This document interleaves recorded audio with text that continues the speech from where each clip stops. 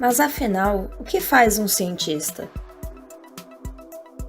Você conhece algum cientista? Aposto que já viu e nem sabia que era um. Cientistas não são pessoas que parecem malucas. Cientistas são pessoas comuns, como eu e você. A diferença é que os cientistas estudam e trabalham para procurar respostas da vida, do universo, da natureza e solucionam problemas para facilitar nossa vida. Por exemplo, a luz elétrica, o celular, o micro-ondas, os remédios, os carros. Quase tudo à nossa volta foi criado por cientistas. Você sabia que a maior parte dos cientistas estuda nas universidades? Ou seja, a universidade da sua cidade e do seu estado está cheia de cientistas. E onde os cientistas trabalham? Aposto que você pensou em um laboratório, não é? Não é só no laboratório. Cientistas podem trabalhar no mar, no espaço sideral, debaixo da terra, organizando o trânsito das cidades. No Brasil, temos muitos cientistas. E a ciência brasileira faz muita pesquisa importante. Vamos conhecer alguns? Milton Santos foi um importante cientista brasileiro da área da geografia, que ganhou vários prêmios. Ele fez várias pesquisas sobre a vida nas cidades do Brasil e como vivemos no meio ambiente. Thaisa Bergman é uma cientista brasileira que estuda astronomia. Ela pesquisa sobre buracos negros no universo e também já ganhou vários prêmios. Nied Guidon é uma cientista que pesquisa arqueologia. Suas pesquisas ajudam a entender como nós, seres humanos, chegamos aqui no continente americano. Existem muitos cientistas importantes. Esses foram apenas alguns. Por isso, quando estiver andando na rua, pense: talvez alguma dessas pessoas é um cientista. E quem sabe está fazendo um trabalho muito importante para a humanidade. Seja um cientista também.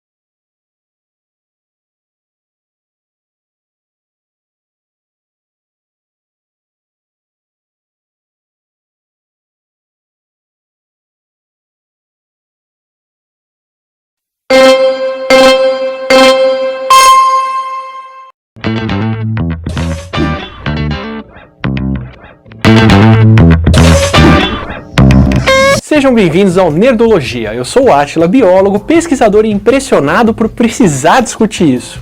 Hoje a gente vai ver por que ainda tem debate sobre o aquecimento global. No centro da discussão de mudança climática está a quantidade de gás carbônico na atmosfera e eu e você só estamos aqui por causa dela.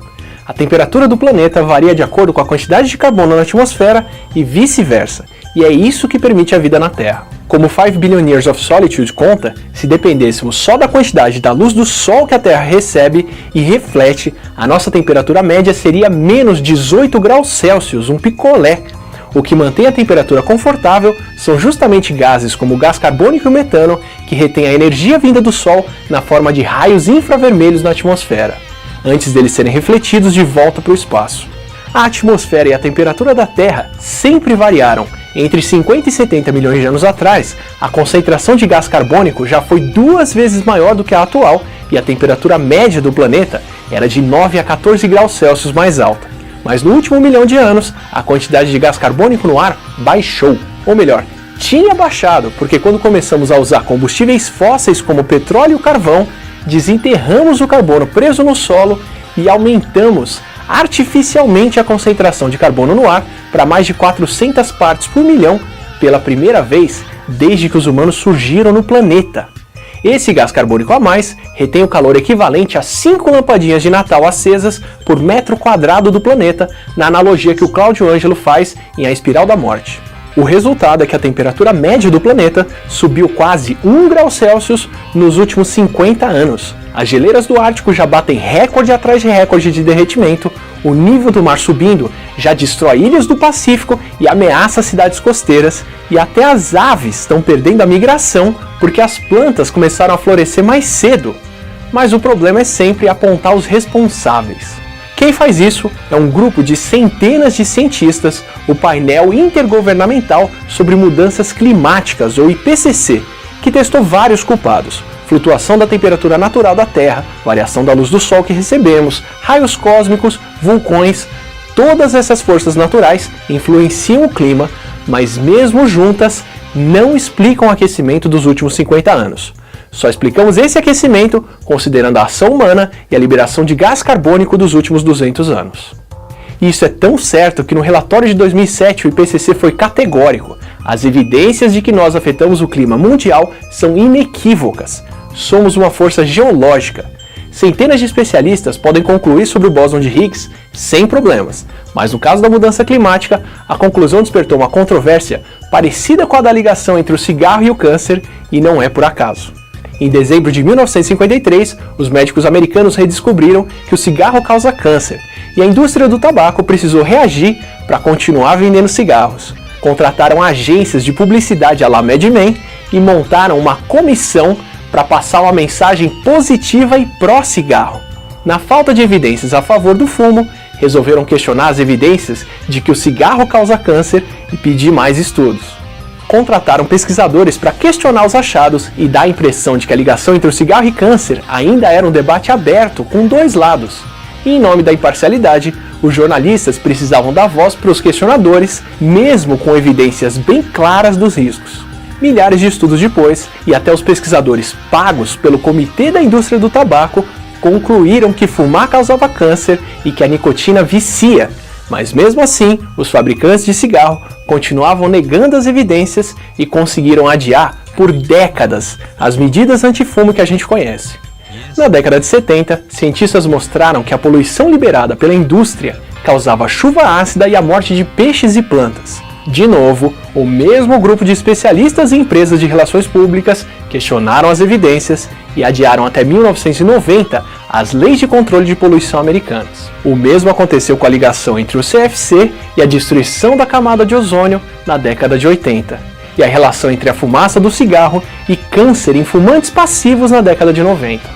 Os mesmos grupos e até os mesmos especialistas, como Fred Singer, foram contratados pelas companhias de petróleo e carvão dos anos 2000, como Naomi Oreskes e Eric Conway contam em Merchants of Doubt, que foi adaptado como documentário. Singer contestou que a fumaça do cigarro causava câncer de pulmão e agora questionava as evidências de que a humanidade está causando a mudança climática atual. Apesar da petroleira ExxonMobil ter pago pesquisadores que projetaram em 81 o aquecimento global que a gente vê hoje, continuaram questionando o aquecimento. O fato contestado muda, de o carbono não estar se acumulando, para que ele se acumula, mas não tem aquecimento. De que tem aquecimento, mas ele não é causado por nós, para ele é causado, mas não é grave, para ele é grave, mas não tem o que fazer, para até pode ser melhor. Sempre dando a impressão de incerteza sobre o que o IPCC conclui e de um debate sem consenso. Para parecer que a melhor atitude é não fazer nada a respeito, mas em uma questão científica onde centenas de especialistas chegaram num consenso, dar o mesmo peso para o questionamento não faz sentido. Ainda tem quem questione, por exemplo, que a Terra é plana, mas nem por isso a gente tem um debate toda vez que alguém quer colocar um satélite em órbita. Pior ainda é transformar um consenso científico numa discussão política, como o Singer, que dizia que quem defendia a existência do buraco na camada de ozônio queria, na verdade, promover uma ideologia socialista e ter o governo controlando o mercado. Quanto mais ideológica a discussão, mais as pessoas tendem a aceitar ou negar o que foi dito com base no grupo que defendem, ao invés de fatos e evidências. Como The Knowledge Illusion explica bem, quando fatos conflitam com a aceitação pelo grupo do qual as pessoas participam, elas questionam os fatos e não o grupo. Seria ótimo poder liberar carbono sem culpa no ambiente e não precisar fazer nada, mas a natureza não se importa com o que a gente acha e o problema é real e urgente. Os cientistas sabem disso há décadas, quem questiona o aquecimento global sabe disso há décadas, assim como sabiam do vínculo entre cigarro e câncer. Não é à toa que querem transformar isso em briga de torcida. Nesse Nerdologia eu cito muitos livros, mas eu vou recomendar 2 deles aqui por bons motivos. O mais importante deles, A Espiral da Morte, do Cláudio Ângelo, é escrito por um jornalista e amigo e explica como começamos a entender a mudança climática e o que está acontecendo no mundo de hoje. Ele é cheio de informação, muito bem explicado e discute toda a parte científica pela qual eu passei bem rápido no episódio, além de discutir como tudo isso afeta até o Brasil.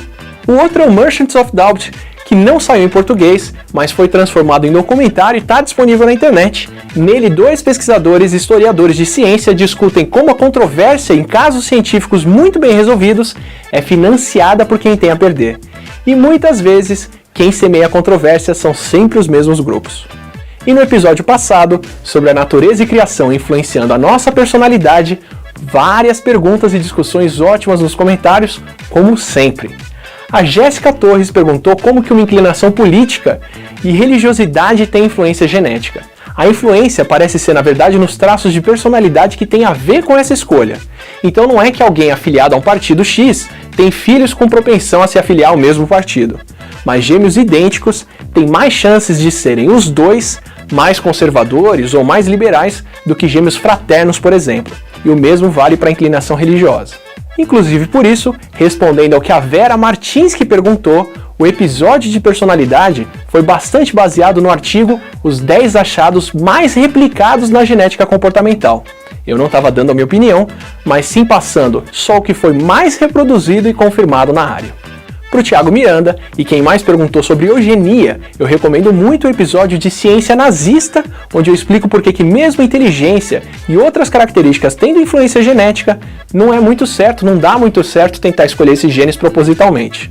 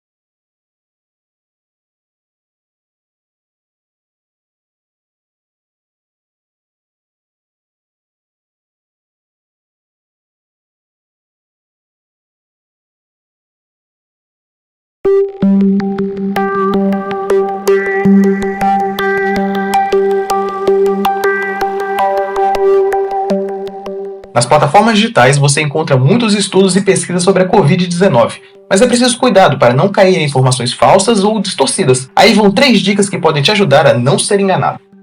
1. Não basta ler a manchete, examine tudo com atenção. Desconfie de estudos que trazem soluções fáceis e imediatas, como tratamentos caseiros ou remédios milagrosos. 2. Pesquisas só merecem confiança se forem publicadas por universidades ou revistas científicas reconhecidas. Você pode verificar a qualidade das revistas consultando o site Qualiscapes. 3. Desconfie de postagens com recortes de uma pesquisa sem links para checagem. Podem estar distorcendo o estudo.